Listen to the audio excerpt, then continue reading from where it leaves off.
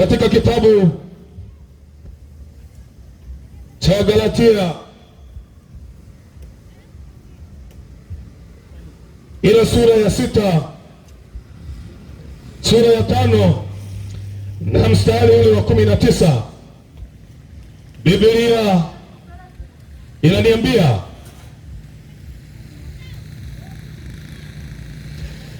basi matendo ya mwili ni dhahiri, ndiyo haya: uasherati,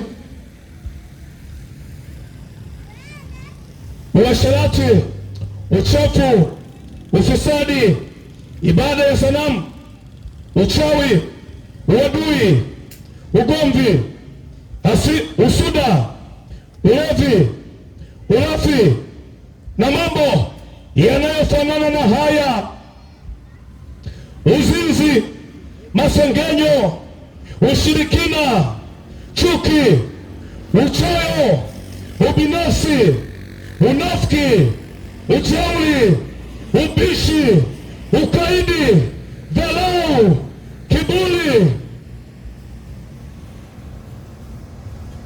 wizi, usaliti, matusi, unyang'anyi, kinyongo, kutopenda jamaa zako, kutunga mabaya, kutokusamehe, kumchukia Mungu,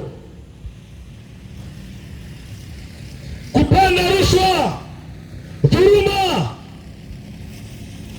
ukatili, ukahaba, kulawiti, ufiraji, ubakaji, ushoga, usagaji, kuvuta bangi, kuvuta sigara, kuvuta ugoro na vitu vingine vingi mno.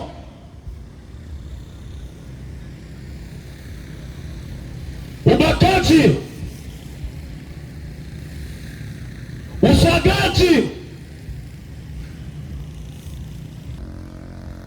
Lakini nasoma katika kitabu kile cha Warumi ile sura ya 6 na mstari wa 23, Biblia inasema, kwa maana mshahara wa dhambi ni mauti, bali karama ya Bwana, karama ya Mungu ni uzima wa milele katika Kristo Yesu Bwana wetu. Kwa maana mshahara wa dhambi ni mauti, bali karama ya Mungu ni uzima wa milele katika Kristo Bwana wetu. Lakini nitasoma katika Mathayo ile sura ya 11 mstari ule wa 28, Biblia inasema, njooni kwangu ninyi nyote msumbukao na wenye kulemewa na mizigo, nami nitawapumzisha.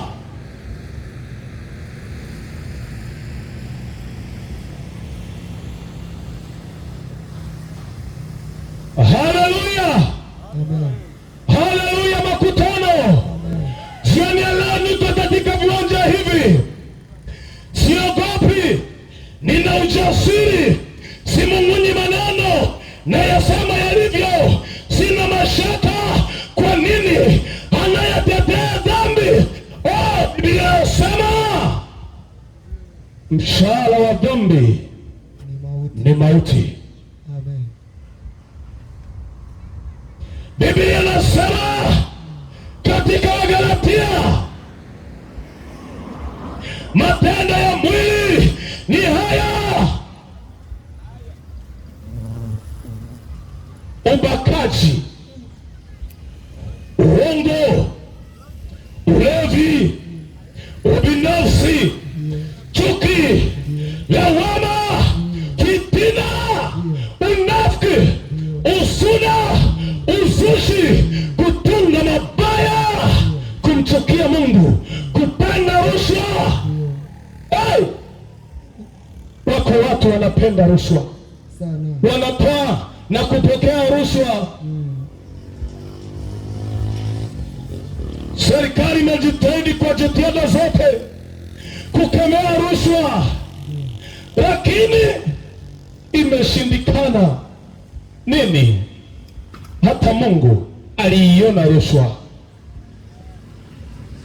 aliiona akasema, kuna watu wanapenda rushwa, ni mafisadi, wanaukopesha ukweli.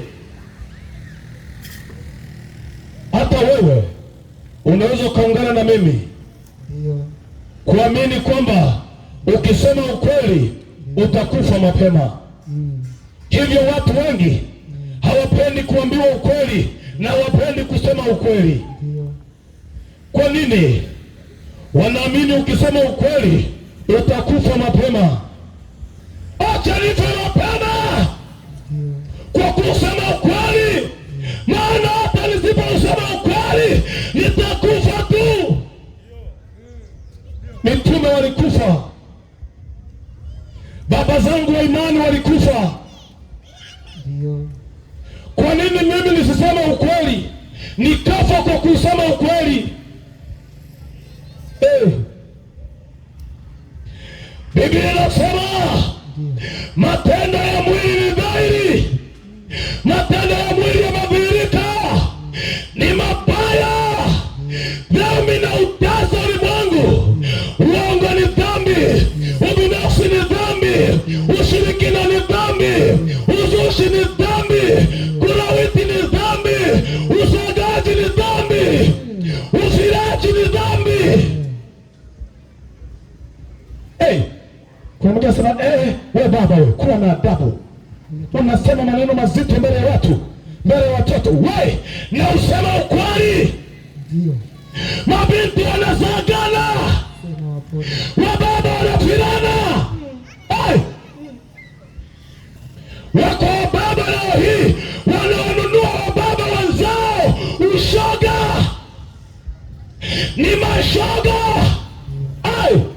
Hawako duniani kule kwingine, hapa Biharamulo wapo mashoga.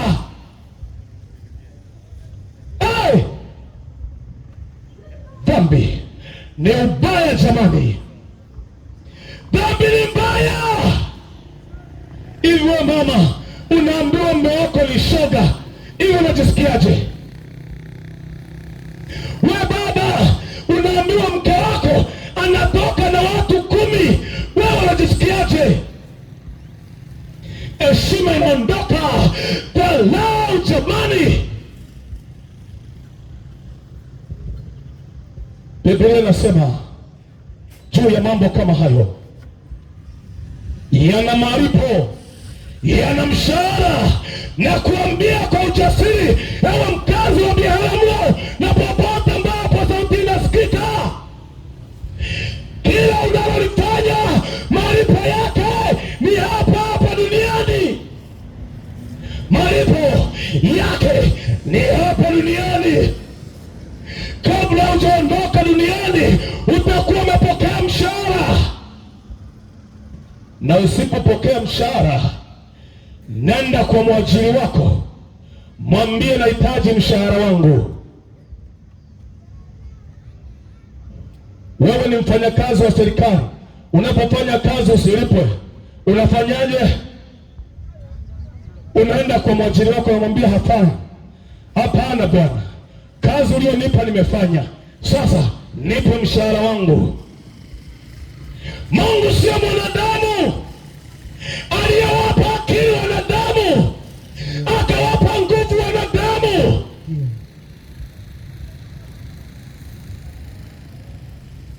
Wewe, huyu Mungu aliyemwomba mwanadamu akampa akili ya kutengeneza ndege aruke angani, akampa akili ya kutengeneza meli atembee kwenye maji, akampa akili atengeneze gari apite barabarani. Wewe, huyu Mungu akili yake haichunguziki.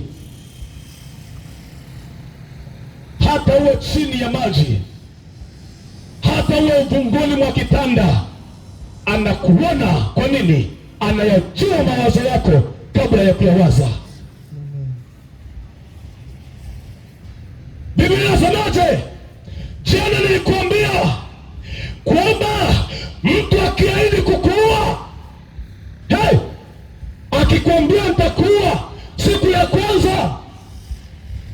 ukacheka, ukamwambia hapana bwana, acha kunitania. Akirudia mara ya pili amekunja sura akakwambia nitakuua, kimbia haraka kituo cha polisi utoe taarifa. Ulipati na usiishia kulipati tu, waambie askari mniweke ulinzi, bila hivyo mimi sitaki, maana yeye kuniua bado yuko uraiani. Mtu anakuahidi kukuua, unacheka tu, unacheka tu, atakuua na kuapia atakuua. Dhambi imeahidi kukuua, dhambi imeahidi kukuua, imeapa kukuua dhambi. Usipokimbia mahali pa usalama utakufa. Dhambi imeahidi kukutoa roho, itakuua. Dhambi inazungumza, imesema na wewe juu ya mambo hayo unayoyafanya. Inakwambia, kwani ukilewa kuna shida gani? Kwani pombe si zinatengenezwa ili tuzinywe? Dhambi inazungumza, dhambi inanena. Dhambi inazungumza. Usipokuwa makini ukaisikiliza kwa umakini, dhambi itakuua, maana imeahidi kukuua. Dhambi haina ushikaji, dhambi haina urafiki, dhambi haina undugu.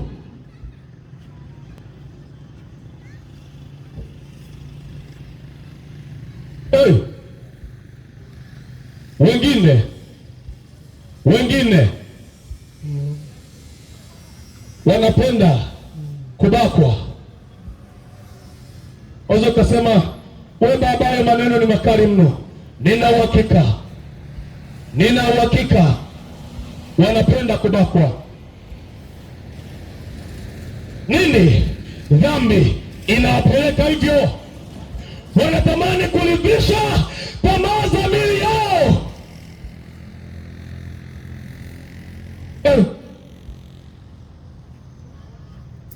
Wengine sio kubakwa na watu, sio kubakwa na binadamu wenzake, wanapenda wengine wabakwe na wanyama kama mbuzi, abakwe na wanyama kama mbwa, abakwe na wanyama kama ng'ombe.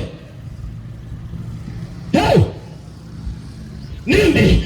Dhambi na mtasa, dhambi na utasa moyo wake. Maana kama aridhishi na wanadamu, atatafuta wanyama wenye maumbile makubwa zaidi yake. Nini? Ni roho ya dhambi iko ndani yake. Roho ya dhambi na mtasa, roho ya dhambi na mtasa. Wengine wanakwenda kwa waganga, anakuambia ili ufanikiwe kuolewa na fulani lazima bakwe na wanyama. Anakwenda kumbembeleza mbwa, miaka yote anampa chakula, anamtunza. Siku moja aone namna mbwa anavyoweza kuishi kitu.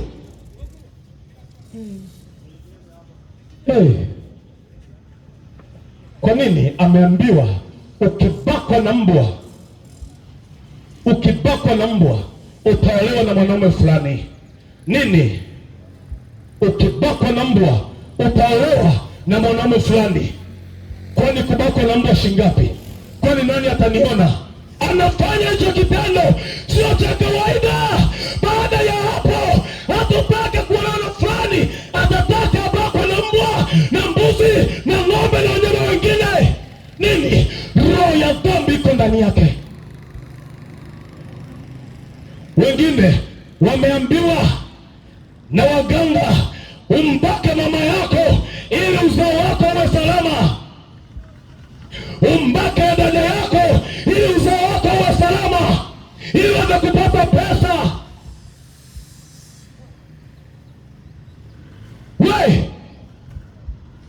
Jamani, dhambi ni mbaya.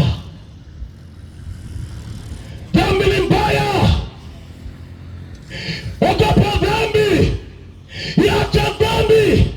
Ikimbia dhambi. Unajadili na dhambi, utakufa. Wengine wanawabaka mifugo, sio kubakwa tu, na wengine wanaume nao wanabaka mifugo. Anabaka mbuzi, anabaka ng'ombe, anabaka kondoo, hapa ndege, anakubaka hata kuku. Nini? Roho ya dhambi na mtasa, dhambi na mtasa. Hey!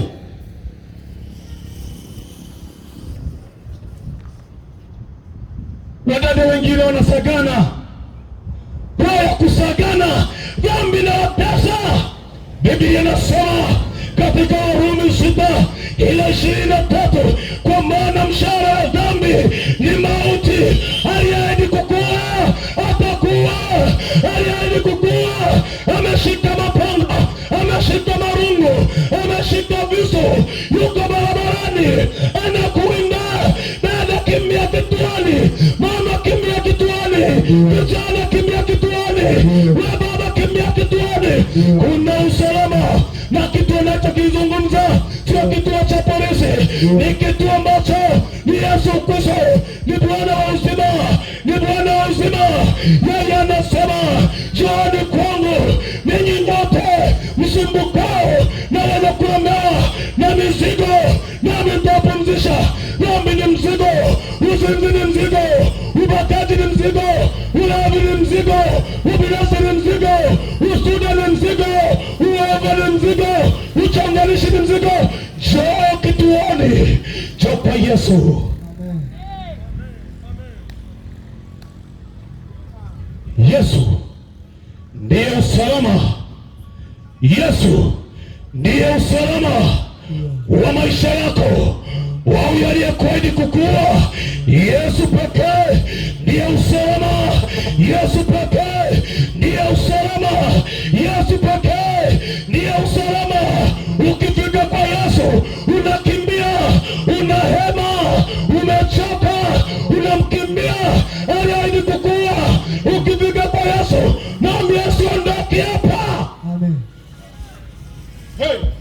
Ndio. Mwambie, mimi siondoki hapa, ndio, mpaka ulinzi. Ndio. Kwani aliyesema kuniua yuko njiani, yuko barabarani, ananitafuta ili animalize.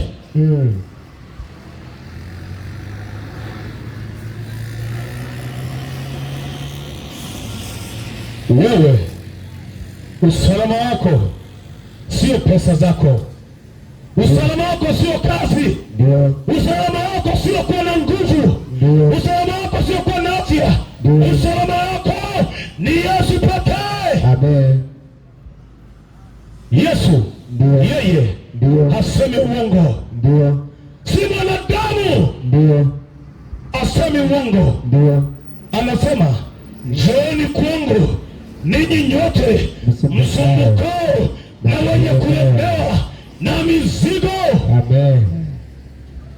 We baba, una mzigo. Mwingine anajiangaza, we kijana, we mbona unakuwa mwongo sana? Mizigo iko wapi? Una mizigo.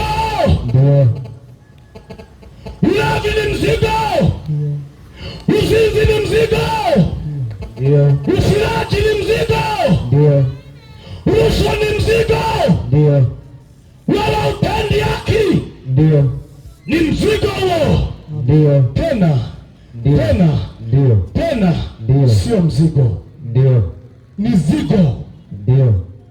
Ni zigo, maana ni zito. Kijana mdogo miaka 19 unavuta bangi, bangi na kuzidi umri wewe, bangi na kuzidi umri wewe. Kijana miaka 19 unaenda na mwanamke anamzidi mama yako, ni kama bibi yako, ila mama ni mzigo. Jamani, ni zigo, maana ni zito, itakuwa.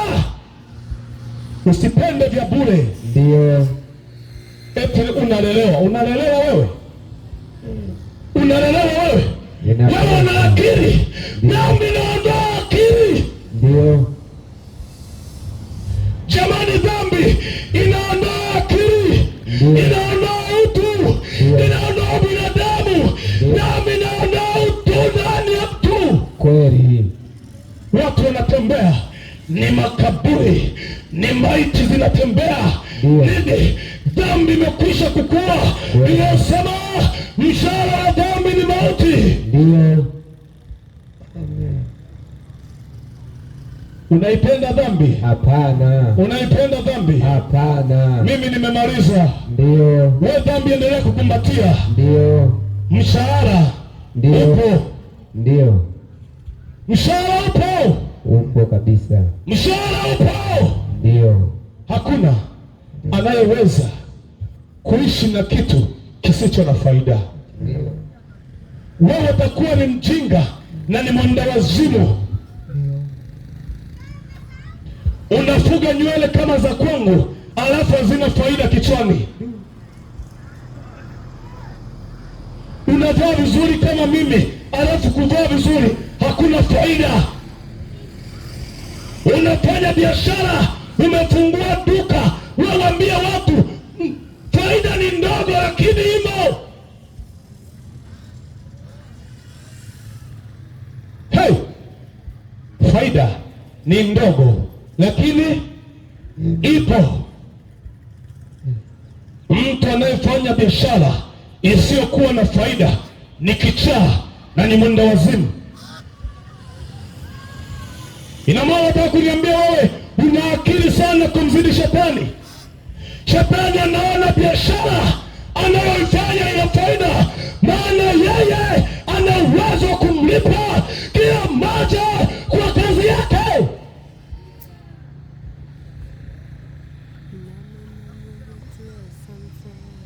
Shetani analipa. Yeye huwa hapendi kudaiwa. Sikiliza anavyolipa. Anaenda mbele za Mungu, anamwambia sikiliza, Mungu, kazi yako ulimaliza, uliumba. Kazi hawa kufanya kile walichoumbwa kufanya. Niachie mimi, tuingie ulingoni. Mimi naweka vya kwangu na wewe uweke vya kwako. Tuone nani sasa. Baba mzuri mwenye heshima zake, mwenye kitambi kuzidi cha kwangu, ndio anafika sehemu amemwacha mke wake nyumbani, mzuri mrembo kama nini, anatembea jamani, ameumbika, anakutana na midada michafu michafu michafu. Baba una hela, niletee ninywe soda mimi hizo hela. Una hela. Siku za watongozi, siku za watongozi ni hela. Anakuja na hela anatupa tu. Yaani wewe akishatupa hela anaondoka. Wewe dada lilivyokuwa limeharibikiwa akili zake linakwenda tu. Wewe unakwenda kufa. Wewe epuka, kauza mchicha, kauza maharage sokoni, kauza Chinese wewe upate 100-200 halali. Hizo unazopokea zitakuwa. Mshahara wa dhambi ni mauti. Mshahara wa dhambi ni mauti. Ndio. We baba. Naam. Yaani wako watoto wengi wako mitaani hawana wazazi. Alafu we baba, hawa watoto kati ya 10 watatu ni wakwako. Hiyo ni wakataa. Wanalia hawana baba, kumbe baba jambazi, baba maraya, baba mshagaji, baba ina kila tabia. Wenye heshima ambao heshima zao zitadumu mpaka kuondoka kwao duniani. Wewe ufauzikwa vizuri, lakini kama una Yesu hauna heshima. Wewe ni sawa na mzoga. Wewe ni sawa na mzoga tu. Hauna sifa ya kuitwa marehemu, ya kuitwa maiti. Wewe ni mzoga. unakufa na dhambi. Tutakuja kuzika, tutakuzika, lakini wewe ni mzoga. Nini? Una heshima. Kuna watu wana heshima, hata makaburi yao yanaheshimika, hata maiti zao zinaheshimika. Nini? Wanampokea, wamekufa, wamempokea Yesu. Yesu ni heshima yao, Yesu ni uzima wao, Yesu ni kila kitu kwao. Baba, na kazi yako haina utukufu wa Mungu. Ni mlawishwa, ni mnyang'anyi, ni mdhulumaji. Una maduka, lakini hayo maduka sio halali. Naona umezulumu yatima, umewazulumu wajane. Wewe Baba una laana, na mshahara wa dhambi ni mauti.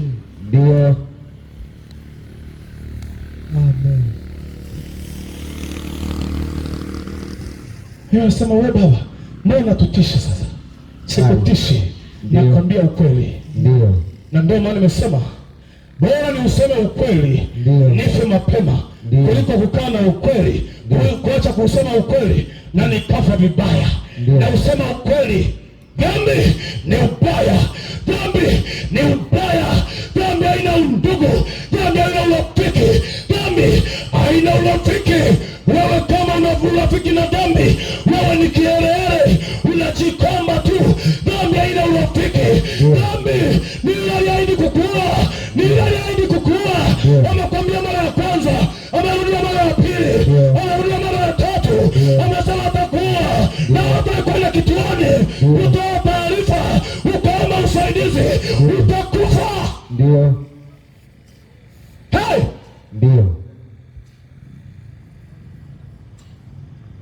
Mimi nasema wewe Baba, punguza ukali wa maneno. Hapana.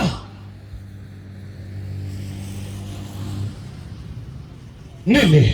Nina ujasiri wa kukisema hiki ninachokisema. Kwa nini? Biblia imenipa ushahidi, Biblia imenipa uhakika. Dhambi ni ubaya. Dhambi haina urafiki. Usije ukawa na kunywa pombe ukasema pombe zinanipenda, sio nilivyo na wewe. Umekondeana. Sema tupone. Umalaya umekushinda, umetoka na baba yule, unakuta najiuliza, hivi hii dhambi ikoje jamani? Inaondoa heshima ya mtu. Wewe mama, unamwacha mume wako, unaenda kwa kijana yule, unatoka kwa huyo, unaenda kwa huyo, unatoka kwa huyo, unaenda kwa huyo. Wanaanza kupiga stori vijana viziwani. Unaona yule mama mna kila kitu, yule mama mna kila kitu. Likiingia ukaenda kuyaonao, linapiga kelele, linapiga mwana, na kila kitu. Mama, heshima yako inaondoka, heshima ya mume wako inaondoka, inaenda mtaani, inataga mtaani. Nini?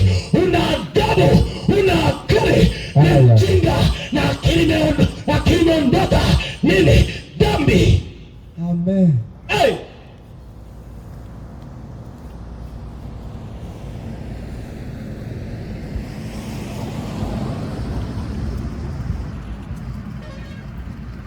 Wababa wengine wamefanya vitu vya ajabu mbele ya watoto wao, wamewaharibu watoto wao. Wamama wengine wamefanya vitu vya ajabu, wameharibu watoto wao. Dhambi ni mbaya, dhambi ni mbaya jamani. Dhambi inaua, dhambi inatesa. Mababa mengine kwa sababu ya bebi mimba, ile ingekuwa ya baba mimba, tungekuwa tunaona mitumba iko juu. Nini? Dhambi linamdanganya mke wake, mimi ni mwaminifu kwenye ndoa, limetoka na wadada zaidi ya 10. Wewe baba, ungekuwa na baba mimba wewe, zingine ungekuwa unatembea nazo kwenye makalio, zingine zingekuwa zinakaa ubavuni. Nini? Ni ubaya, lina heshima. Baba jitu ovyo. Heshima inarudishwa na Bwana Yesu. Heshima inarudishwa na kumpokea Yesu. Biblia inasema kwa maana ukimkiri Yesu kwa kinywa chako na kuamini kwa moyo wako utaokoka, utakuwa salama. Hiyo kiu ya uzinzi itaondoka, kiu ya ulevi itaondoka, kiu ya rushwa itaondoka, kiu ya binafsi itaondoka, kiu ya ushoga itaondoka, kiu ya ubakaji itaondoka.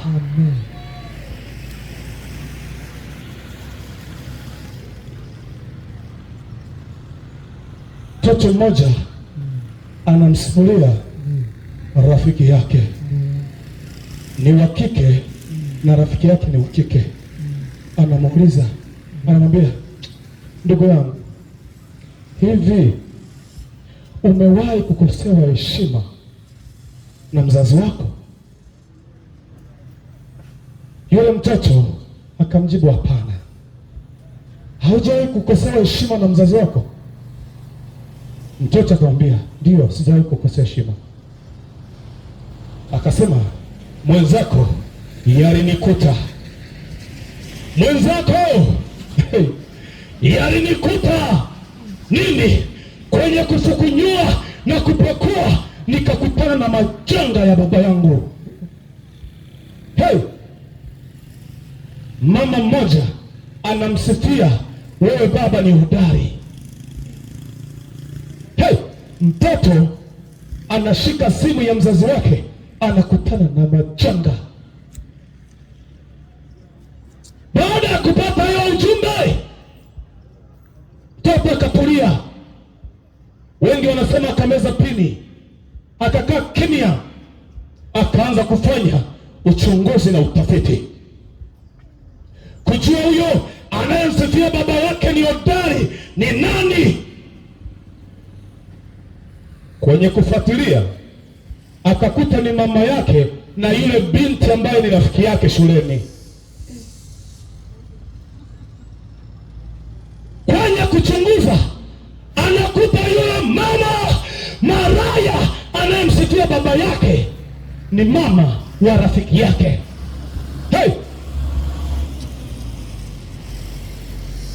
Yule mtoto akaenda akamwambia rafiki yake, wewe rafiki yangu ni mbaya, wewe rafiki yangu kwani ni wabaya, wewe rafiki yangu ni mbaya. Rafiki anauliza, nini rafiki yangu? Niliyekusimulia aliyekuwa anamsifia baba yangu ni hodari, kumbe ni mama yako. Mtoto akashtuka, akalia, akaporoka shule, akawahi mapema nyumbani. Angali hivi, kweli huyu mama hivi anaweza kufanya hivi? Akamwangalia, akamshosha, akampandisha, akanyamaza. Nini? Ni mzazi, utamfanyaje? Nataka nikuambia ubaya wa dhambi ulivyo. Dhambi haina adabu, dhambi haina heshima, na kama dhambi haina heshima haiwezi kukuheshimisha hata wewe. Sasa baada ya yale matukio, wale watoto wakaungana, wakawa marafiki, kila mmoja amsimulie ya nyumbani kwake. Siku moja huyo binti akaenda naye akamwambia baba yake, akamwambia mama yake, naomba simu yako. Mama anajua ni binti yake. Siku ya kwanza akaichezea, siku ya pili, siku ya tatu, wakati mwingine akamwomba ajue password, akazijua. Hajui lengo la mtoto, kumbe anataka kujua ubaya na aibu ya mama yake. Mama ameweka password, amechora password. Hiyo password inashika kila mkoa. Hiyo password ikitoka Kagera inaenda Singida, inaenda Zanzibar, inaenda Dar es Salaam, inaenda Morogoro, inarudi Moshi, inashuka, inakuja Kagera. Password mbona inaruka mikoa yote hii? Mtoto akasema, hapana, nitaijua tu. Password inapenya kila mkoa, inapenya kila wilaya. Unaficha nini baba? Mama, unaficha umeua nini humo? Una magendo gani? Unaficha nini? Mtoto akakalili. Siku ya sita akaijua. Siku ya siku yule mtoto akaanza kumwambia rafiki yake, yaliyokukuta na mimi yamenikuta. Ile hali uliyoikuta kwenye simu ya baba yako na mimi nimeikuta kwenye simu ya mama yangu. Kwa hiyo hawa watu wanatuona sisi hatuna heshima, wameamua kutuvua nguo. Watoto wanapiga stori shule ya msingi, wanakwenda sekondari, baada wale watoto ni marafiki wako zao Kagango hapo, ni marafiki. Baada ya kumaliza wakaondoka. Huyu akaenda chuo, huyu akaenda sehemu nyingine. Akamwambia rafiki yake, nilichokiona kwa mama yangu lazima na mimi nikitimize. Navyokuambia leo hii, yule mtoto ni kahaba, ni danga. Kwa maneno mengine ni danga, ni danguo. Yule mtoto anauza, amefungua duka, yuko mjini nguo. Yule binti atamandike, anajiuza. Ndio rafiki wa mama yake wanampigia simu mama yake, jamani, binti yako anaharibikiwa, anauza. Mama yake anaongea naye, kile kitendo cha kuongea naye anaambia, kama mama alikuwa anafanya hadharani na ajifichi, alitegemea mimi nitajifunza nini? Acha na mimi nimuonyeshe. Yeye ni mwalimu, mimi ni mwalimu wake. Nataka mimi niwe mwalimu wake. Yeye alikuwa anafanya mwisho Biharamulo, anaenda mikoa mingine karibu. Sasa mimi nitafanya mpaka kwenye mitandao, mpaka Ulaya. Afuri mama liko tu limekunja nne tu. We mama, wewe uraniwe kwa jina la Yesu, na usipotubu malipo yako yapo ni moto. Mama, umeharibu kizazi chako, umeharibu watoto wasiokuwa na hatia. Wewe ni muuaji, umeua wasiokuwa na hatia. Ushindwe shetani. Wewe baba uraniwe, wewe ni muuaji, umeua wasio na hatia, umemwaga damu isiyokuwa na hatia. Alafu kitoka hapo, sasa mimi nina dini, nami namjua Mungu. Wewe baba usinisumbue, nami namwabudu Mungu, namheshimu Mungu. Mungu wa namna gani? Unaabudu miungu, unaabudu sanamu.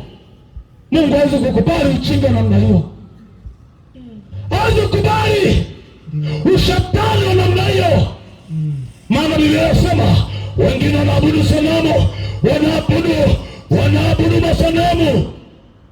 Wewe unamwabudu sanamu. Ndio. Napokwenda kumaliza, ninakualika wewe mkazi wa Biharamulo, na popote ambapo sauti inasikika, mimi yawezekana tunapishana barabarani, yawezekana tunapishana njiani, lakini siku hizi mimi sio ndugu yako, mimi sio rafiki yako. Tutagonga, tutaongea, tutabadilishana mawazo, lakini mimi sio rafiki yako. Baada ya kujua muuaji ananitafuta, nilikimbilia kituoni, nilikimbia kituo cha usalama wangu, nilimkimbilia Bwana Yesu, nikamwambia Yesu, niwakuja kwako, aliahidi kuniua, yuko jiani ananitafuta. Amen. Amen. Na wewe usalama wako, wewe baba usalama wako, wewe mama usalama wako. Huyo dhambi, huyo dhambi aliyekuwinda, huyo dhambi aliyeficha mapanga, huyo dhambi aliyeficha mikuki, huyo dhambi aliyeficha marungu, huyo dhambi anakuwa.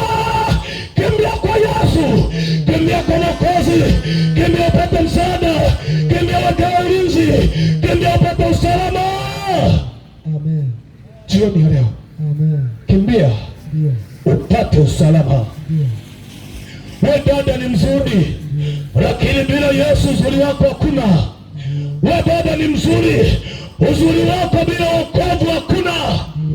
We kijana ni handsome na vutia, lakini bila Yesu uhandsome wako sio kitu. Wakati nakwenda kumaliza, nikupe story hii ya kwenye Biblia katika kitabu cha Yakobo ile sura ya 4 mstari wa 13. Biblia inasema mtu mmoja kwa mawazo yake mabaya mafinyo akasema, nitaondoka kesho niende sehemu fulani nikafanya biashara nipate faida. Asijua kuwa mwenye kumwekea, mwenye kumjua, mwenye kumwelewa ameshayajua mawazo yake machafu. Akamwambia, mjinga wewe, uende wapi? Niende sehemu nikafanye kazi nikajipatie faida. Nataka nikwambie, faida, anayejua kesho yake, anayejua kesho yake, anayejua kesho yake chini ya jua hayupo, ila Yesu anaijua kesho yako. Yesu anajua usalama wa kesho yako. Yesu anajua usalama wa kesho yako.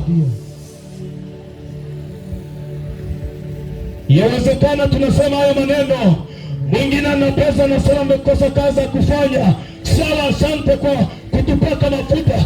Ni kweli sisi hatuna kazi. Yaani unavyoona mimi hapa sina kazi za kufanya. Yaani watu walioko hapa wanaojielewa, waliompokea Yesu hawana kazi za kufanya. Tunazo, ila kwa ajili yako tumekuja kufanya kazi moja maalum.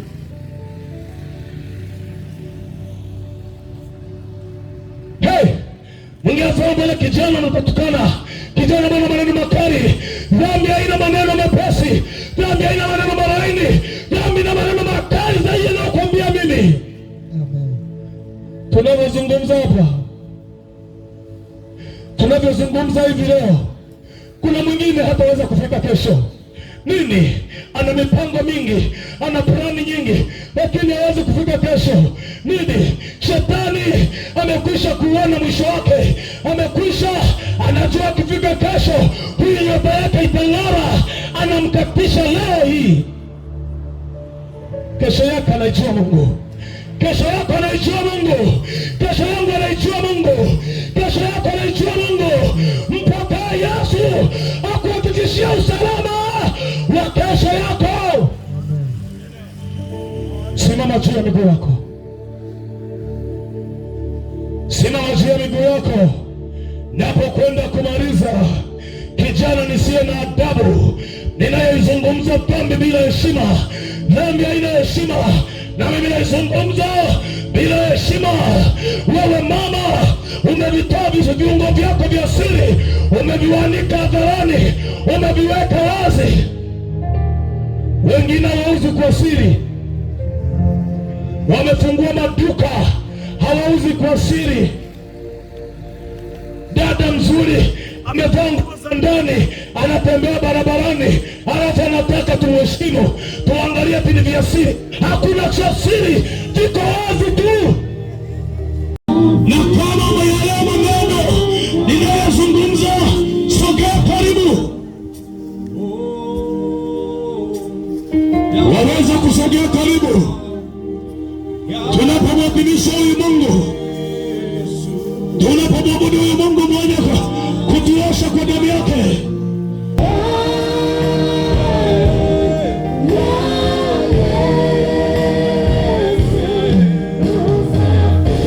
Asante sana Kristo,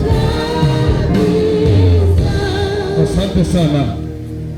Funika macho yako na uinue mikono yako, niende kumwomba Mungu na Baba yangu, yeye anayekujua kuliko unavyojifahamu, yeye anayejua kesho yako kuliko wewe unavyojua. Inua mikono yako, nimwombe Mungu mfalme wa mbingu na nchi. Baba, katika jina la Yesu, wewe ni mfalme wa wafalme, ni Bwana wa mabwana na ni Mungu wa miungu. Wewe Baba, unawajua kina mama hao, unawajua wababa wale, unawajua mabinti wale, unawajua vijana wale, unayajua mawazo yao, unajua wanachokiwaza hata sasa ninavyoomba, unajua wanachokifikiria hata leo ninavyoomba. Umefumba macho yako, inua mikono yako, wewe unasema nimekubali jioni ya leo nisipitwe, muuaji uko njiani, niupate wokovu, niupate usalama wangu. Inua mikono yako juu, inua mikono yako juu, usione aibu. Nimekuja kwako leo, nimeyasikia maneno yako mazuri, nimeyasikia maneno yako mazuri, nimeyasikia maneno yako mazuri, nimeyasikia maneno yako mazuri.